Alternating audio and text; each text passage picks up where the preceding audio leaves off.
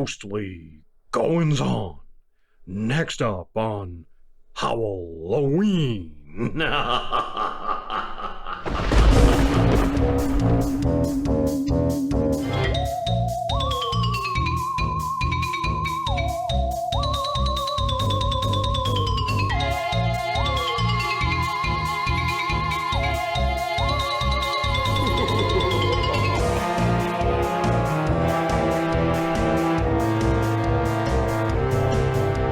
Welcome back to Howl-O-Ween, where we take a look at those spooky spooksters, the main monsters, and their movies. Ghosts, am I right? Ghost stories have always been popular.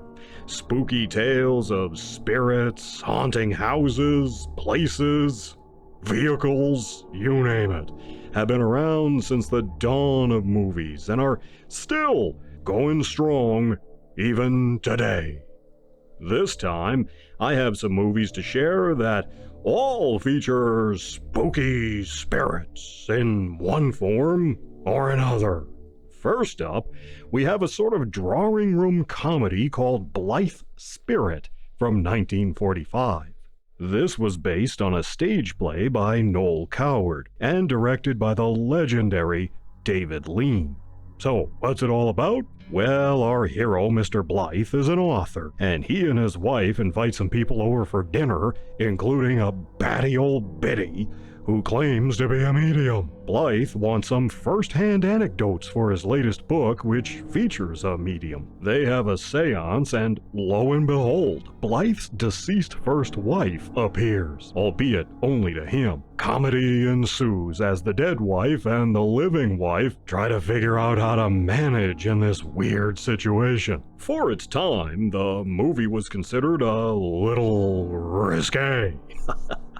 But it's super tame by today's standards. In our cast, we have Rex Harrison, perhaps best known for his roles in Dr. Dolittle and My Fair Lady. He plays Blythe, and Margaret Rutherford, who famously played Miss Marple in a series of films, plays the baddie medium. She steals the show here. Constance Cummings and Kay Hammond play the wives. Despite the play being a hit, the movie bombed at the time it was made. Today, it's a different story and is appreciated as the classic comedy that it is. Sparkling, witty, urbane, drawing room dialogue is the order of the day. The play has been remounted for television and film several times since. Criterion has a lovely restoration available, and it's well worth a watch. Okay, so you want one a little creepier?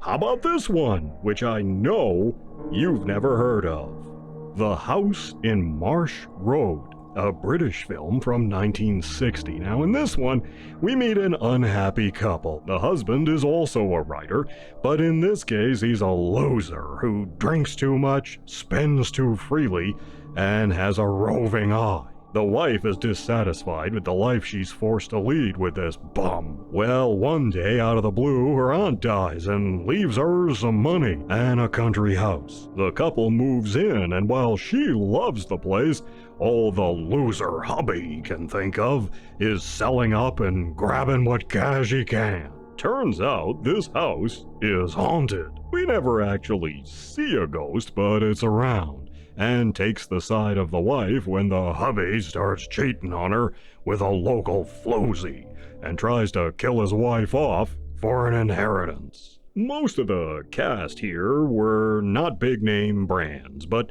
they did appear in character roles in British film and television over the years. Anita Sharp-Bolster might be a familiar face. She appears in The Lost Weekend with Ray Milland, as well as Alfred Hitchcock's 1942 film, Saboteur. The spookery is a bit on the thin side, granted, but it's an interesting little movie nevertheless. Well, alright, still not creepy enough, huh? Oh, how about this one? A TV movie from 1976 called Death at Love House. In this one, a husband and wife are researching the life of a silent film star, Lorna Love, who died in a mysterious fire. They're authors and are writing a book about the star. They get to move into the star's mansion, which was left exactly as Love kept it decades ago. Over time, more and more mysterious things start happening, including murder. The husband seems to be falling under the spell of a mysterious force controlling events and seems to be possessed. What's happening? And will our heroes make it out of Love House alive?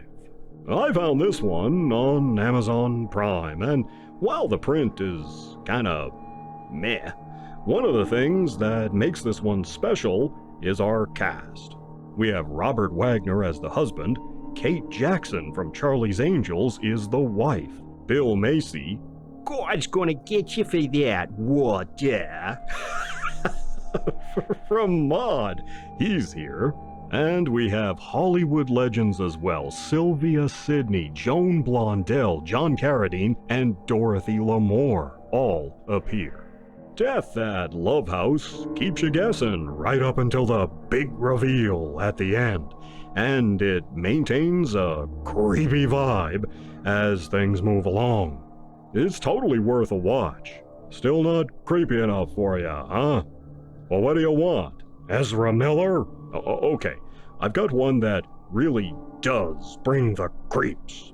Namely, Ghost Story from 1981. There's definitely a ghost, and it's definitely spooky as all get out. In this one, a group of 4 elderly friends calling themselves the Chowder Society gather on the regular to share ghost stories.